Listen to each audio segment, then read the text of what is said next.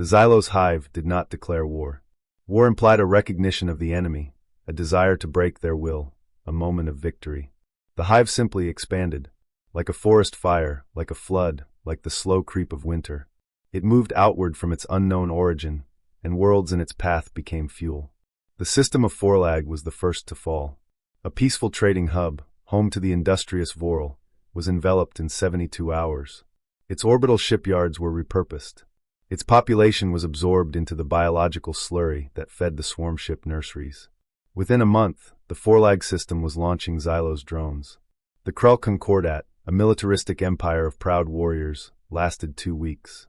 They destroyed 1,000 swarm ships for every one of their own. It did not matter. The hive replaced its losses in hours. The Krell had no reinforcements. Their homeworld became a spawning ground. The serene, ancient council of Thrax, who had guided their civilization for 10,000 years, attempted diplomacy. They broadcast messages of peace, of coexistence, of shared understanding. The hive did not respond. It did not understand the concept of a message that was not a tactical assessment. Thrax burned. 50 systems. 50 civilizations, each with its own history, its own art, its own dreams. Consumed, repurposed, forgotten. The hive did not remember their names. It did not need to. It only needed their resources. The Galactic Alliance was formed in desperation, not hope. 12 surviving species, huddled behind the natural choke point of the Solara Nebula. Their fleets, a patchwork of damaged cruisers and hastily converted civilian ships, formed a fragile wall. For 18 months, they held. Just barely.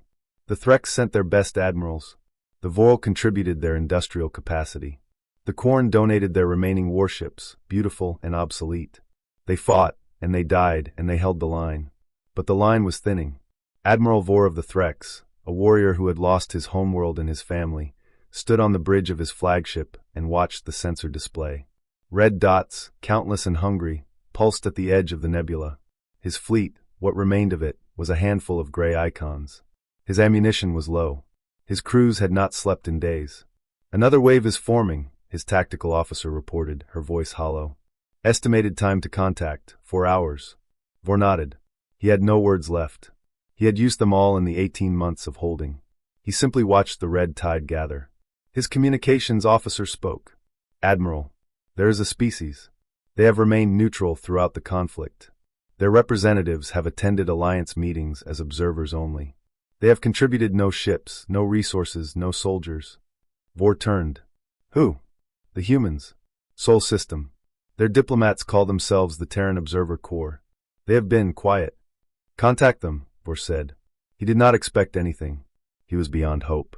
But protocol required that every possible asset be requested before the final stand. The channel opened. A human face appeared on his screen. Not a general. Not a politician. A woman with calm, gray eyes and a simple uniform. Admiral Elise Voss. Vor spoke, his voice flat with exhaustion. This is Admiral Vor of the Threx, commanding the Solara Defense Fleet. The Xylos hive is preparing its final assault. Our defenses will not hold. We request any and all military assistance the Terran species can provide. Admiral Voss listened. Her expression did not change. She did not ask for time to consult her government. She did not request strategic data or fleet assessments. She simply nodded once. We'll handle it, she said. Transmit your logistics data, supply lines, resource distribution, communication relay coordinates. Then stay out of our way. Vor blinked. You haven't asked for our fleet composition. Our tactical assessments. Why would we need those? Voss asked. She seemed genuinely confused. The channel closed. Vor stared at the blank screen. Around him, his bridge crew exchanged uncertain glances. For hours to contact. A human fleet, if it even existed, was days away. He turned back to the sensor display, to the gathering red tide. Hope was a luxury he had abandoned long ago. He did not pick it up again. He simply waited for the end. 23 hours later, 80 human ships dropped out of FTL at the edge of the Solara Nebula. They were not the largest vessels Vor had ever seen. They were not the most heavily armed. They simply arrived. And then they sat, silent and still, as the Xylos swarm turned to face this new, strange, insignificant threat. Admiral Vor watched his sensors, waiting for the slaughter. The humans did not move. They did not fire. They just waited. 300 seconds passed. The Galactic Alliance chamber was a place of solemn purpose. Its high, arched walls were lined with the banners of 12 species, each representing a world that had fallen or a fleet that was dying.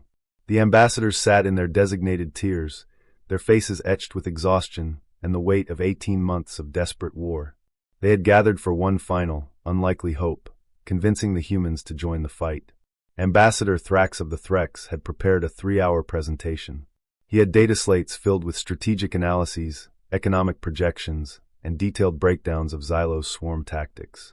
He had trade concessions, military aid packages, and a carefully calibrated appeal to human self-interest. His staff had worked through the night to ensure every argument was perfect, every concession precisely measured. Ambassador Lyra of the Vorl had prepared cultural gifts. Exquisite sculptures from her lost homeworld, crafted by artisans who were now slurry in a Xylo's spawning vat. She hoped to appeal to human sentiment, to their reputation for protecting the vulnerable. Her hands trembled as she arranged the display. Ambassador Sorrel of the Quarn had prepared technical schematics. Human ships were functional but crude. He would offer Quarn engineering expertise in exchange for their participation. It was a painful concession for a species that had spent 10 millennia perfecting their craft. But pride was a luxury the dead could not afford. The human representative arrived precisely on time. Admiral Elise Voss wore a simple gray uniform with no medals, no decorative braids, no indication of rank beyond the single star on her collar. Her face was calm, her gray eyes steady. She carried no data slates, no briefing materials, no notes. She sat in the chair reserved for the Terran Observer Corps and waited. Ambassador Thrax began his presentation. He spoke of the Xylo's threat, the fall of 50 systems, the desperate stand at Solara. He detailed the Alliance's military capabilities, their remaining fleet strength, their logistical vulnerabilities. He outlined the concessions humanity would receive in exchange for their aid. He spoke for 22 minutes. Admiral Voss listened. She did not interrupt. She did not take notes. Her expression remained neutral, attentive, unreadable. At 22 minutes and 47 seconds, she raised one finger. Ambassador Thrax stopped mid-sentence. "Thank you, Ambassador," Admiral Voss said. "I have enough." She turned to the other assembled dignitaries.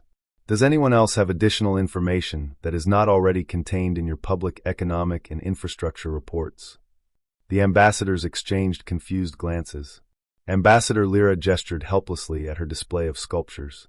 Ambassador Sorrel tapped his data slate of engineering schematics. No one spoke. Admiral Voss nodded. "Very well. Here is what we need. Full access to your logistics data. Supply lines, resource distribution, communication relay networks, industrial output, population centers, and transport routes. All of it. Transmit to this address within the hour." She placed a small data chip on the table. "Then stay out of our way." Ambassador Thrax found his voice. "Admiral, with respect, you haven't asked for our fleet compositions, our tactical assessments, our intelligence on Xylo's swarm behavior. How can you possibly?" Admiral Voss looked genuinely confused. "Why would we need those?" The chamber fell silent. 12 ambassadors, representing the remnants of 12 civilizations, stared at a human woman who had just dismissed their entire military strategy as irrelevant. "You are fighting a military," Admiral Voss said, as if explaining something obvious to a slow student. "We are not.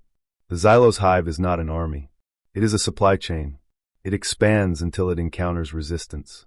You have provided resistance. That is valuable. We now know where the hive's growth is being constrained."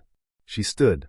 "We need your logistics data to identify the weakest node in their distribution network. Once we sever that node, the rest of the swarm will not retreat because we defeated them. They will retreat because they have no other option." She paused at the door. "Transmit the data. We will handle it." The door closed behind her. The ambassadors sat in stunned silence. Ambassador Thrax stared at the small data chip on the table. Ambassador Lyra's hands had stopped trembling.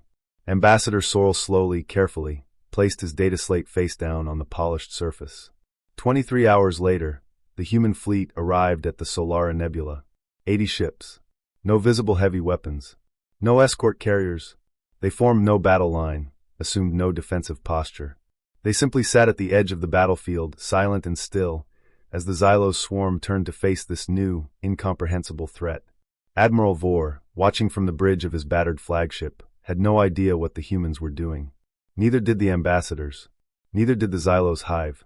But for the first time in 18 months, the Alliance waited not for death, but for an answer. And the humans, as always, were in no hurry to explain themselves. The Xylos hive did not feel emotion. It did not experience confusion or doubt. It processed data and responded with optimal action. When the 80 human ships appeared at the edge of the Solara Nebula, the hive calculated. Threat assessment. Vessel count, 80. Estimated mass, 4.2 million tons aggregate.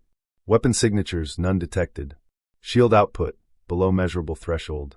Tactical behavior, stationary. Threat level, negligible. Response protocol. Allocate 0.03% of swarm resources. Overwhelm and absorb.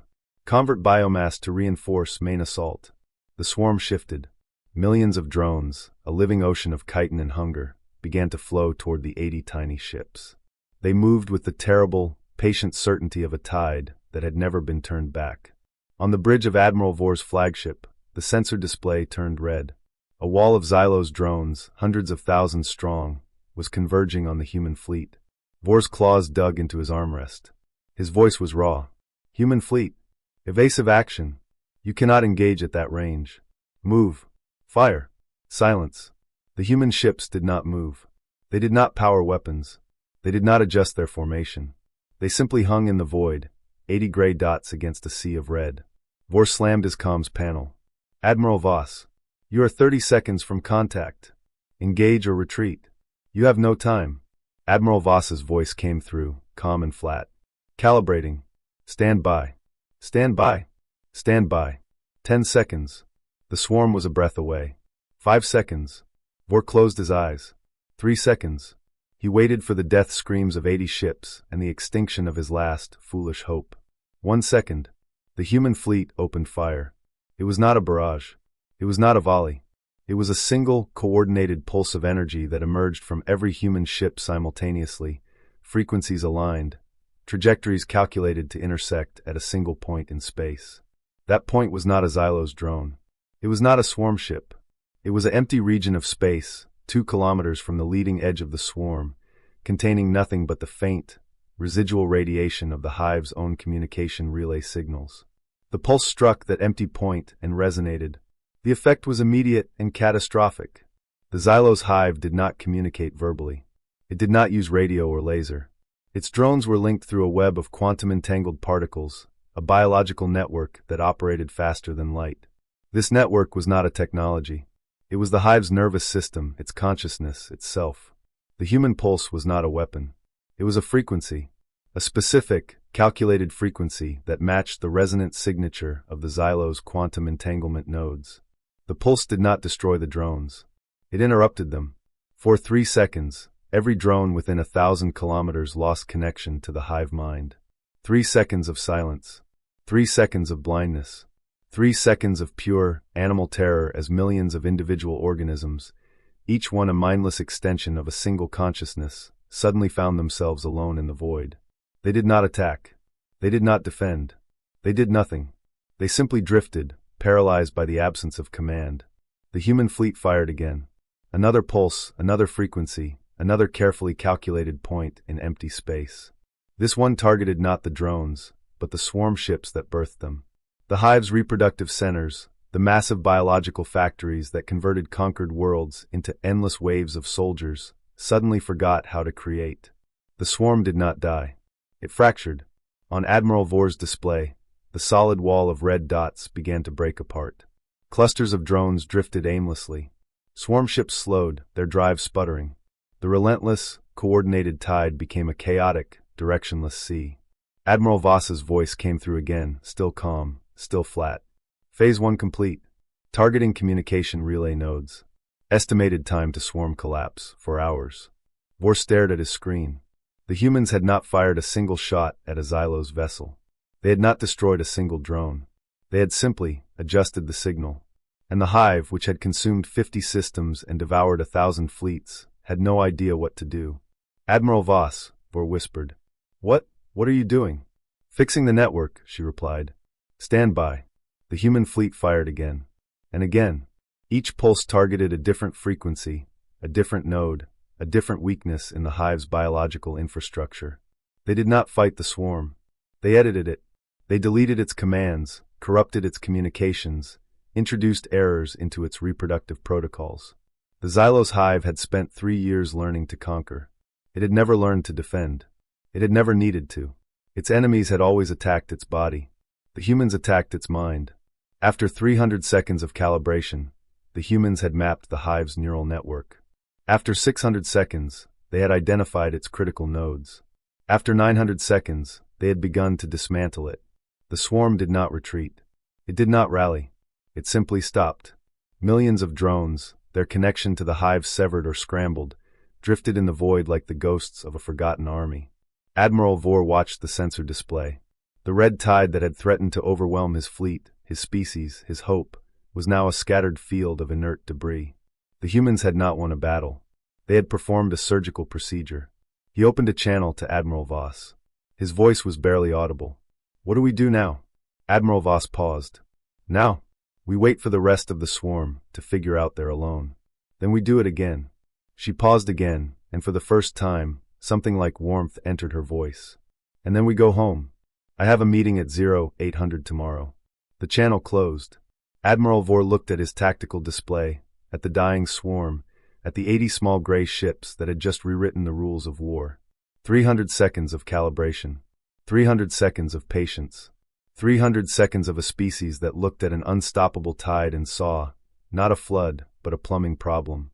He had spent 18 months learning to fight. The humans had spent 5 hours learning to fix. The difference, he now understood, was everything. The battle, if it could be called that, had no explosions. No fireballs lit the void. No heroic last stands were broadcast across the comms. The human fleet simply moved from point to point, each position chosen with cold, geometric precision, and fired pulses of energy into empty space. Each pulse was a key. Each empty coordinate was a lock. And the Xylos hive, which had consumed 50 systems and devoured 1,000 fleets, had never learned to change its locks. Admiral Vor watched from his flagship, his claws gripping the armrest so tightly that the metal began to warp. His tactical display, once a solid wall of red, was now a chaotic scatter of isolated dots. The hive's beautiful, terrible coordination was unraveling before his eyes. "What are they doing?" his tactical officer whispered. Vor shook his head. He did not know. No one knew. The humans were not fighting a war. They were performing surgery on a scale no one had ever imagined. The first phase had been the communication nodes. The hive's drones were not independent beings. They were cells in a vast, distributed organism. They thought together, moved together, killed together. The humans had identified the quantum entanglement frequencies that bound the hive into a single consciousness. Then they had broadcast interference. Now a Xylos drone on the left flank did not know what its sibling on the right flank was doing. It did not even know its sibling existed. Each drone was alone, adrift in the void, receiving nothing but static where its god's voice should be. The second phase targeted the reproductive swarm ships. These massive, organic factories had converted 50 worlds into biomass and 50 biomass into endless waves of soldiers. The humans did not try to destroy them. That would take weeks, months, and cost thousands of ships. Instead, they broadcast a different frequency, a subtle harmonic that mimicked the hive's saturation signal. The swarm ships stopped producing. The hive's internal logic told them that the current wave of drones was sufficient. No need to grow more. Wait. Conserve resources. The endless tide, for the first time in 3 years, slowed to a trickle. Phase 3 was the most devastating. The humans targeted the memory nodes. The Xylos hive did not have historians. It did not need them. Its collective memory was stored in specialized drones, living archives that contained the tactical knowledge of every conquest, every enemy, every defeat. The humans found these drones. Their distinct neural signatures were easy to isolate and broadcast a deletion protocol. The archives did not die. They simply forgot. They forgot how the Krell fought. They forgot the weaknesses of Voral industrial ships. They forgot the desperate, futile courage of the Threx. They forgot everything except the most basic directives: consume, expand, survive. And survive, without memory, without coordination, without purpose, was impossible. By the second hour, the Xylos fleet was not destroyed. It was disorganized.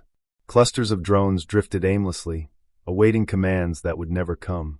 Swarm ships hung dead in space, their reproductive organs dormant. The once terrifying coordination of the hive had degraded into 1,000 isolated pockets of confusion.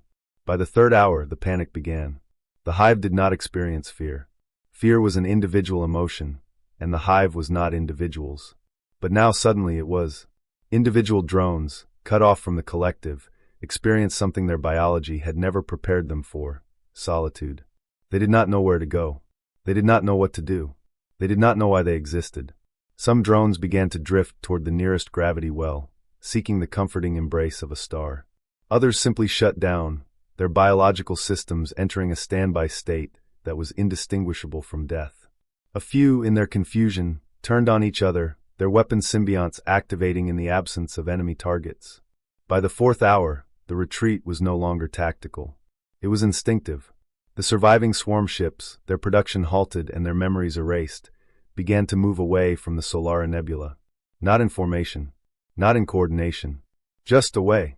Away from the silent, precise human ships that kept appearing at calculated coordinates and firing pulses of incomprehensible energy into empty space. By the fifth hour, the Solara Nebula was clear. Admiral Vore stood on his bridge, staring at the sensor display. Where there had been a red tide, there was now empty space and the faint, decaying signals of a dying hive. His fleet, his battered, exhausted, hopeless fleet, was alive. The line had held. The enemy was gone. He opened a channel to the human flagship. His voice, when he finally spoke, was barely a whisper. "It's over." Admiral Voss's face appeared on his screen.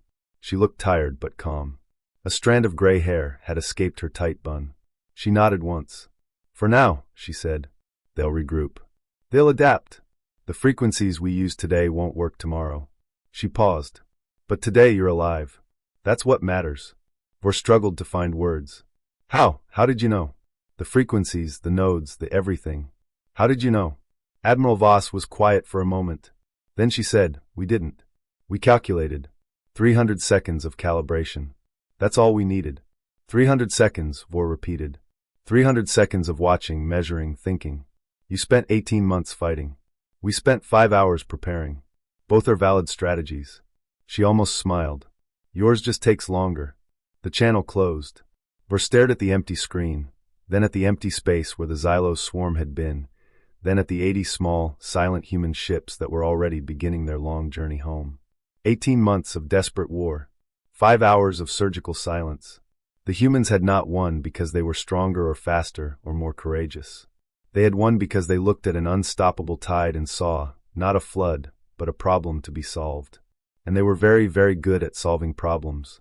Vore sat down heavily in his command chair.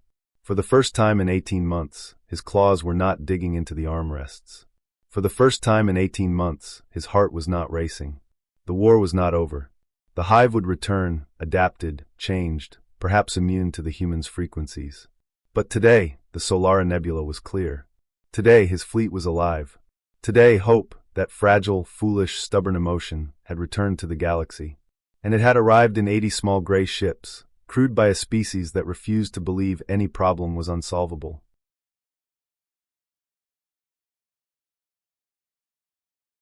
The Alliance chamber had not changed in 5 hours.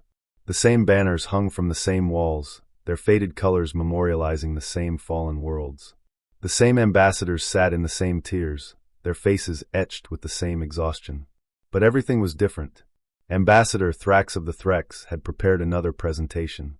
His staff had worked through the night again, compiling data on the human engagement, analyzing sensor logs, attempting to understand what had happened at the Solara Nebula.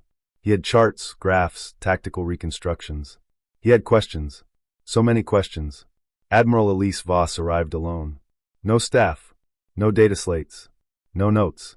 She stood at the central podium in her simple gray uniform, her gray eyes calm and steady. The ambassadors leaned forward, 100 different species united by a single, burning curiosity. Thrax began. "Admiral Voss, the Alliance demands to understand. How did 80 ships accomplish in 5 hours what 12 species could not in 3 years? What weapon did you use? What strategy? What?" Voss raised one finger. Thrax stopped. "I have a slide," she said. She placed a small data chip on the podium. The chamber's main display flickered to life. A single image appeared. A star map of the 50 systems the Xylos hive had consumed, their positions connected by a web of red lines representing the swarm's expansion path. It was a familiar image. Alliance strategists had studied it for 18 months. But Voss had overlaid something new. Thin blue lines, delicate and precise, tracing the same paths as the red.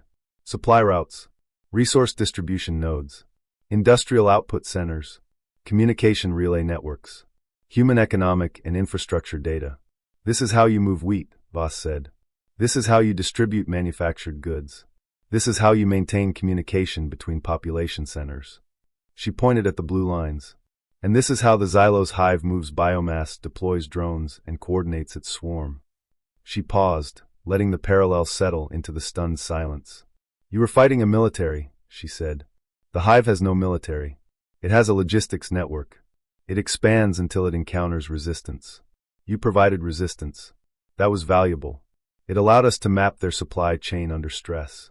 She zoomed the display, focusing on a single, unremarkable system at the heart of the red web. Xylos Prime, the hive's origin point, its central communication relay node. We identified the weakest node in their network, Voss continued. Not the most heavily defended, not the most strategically valuable. The weakest, the point where a single, precise disruption would cause cascading failure throughout the entire system. She pointed at Xylos Prime. This is a communication hub. Every drone, every swarm ship, every spawning factory in 50 systems receives its directives from this point. It is not a military installation. It is a router. We severed it. The display updated. The red lines connecting Xylos Prime to the conquered systems flickered, then went dark. One by one, the 50 conquered systems lost their connection to the hive mind. Isolated. Alone. Helpless.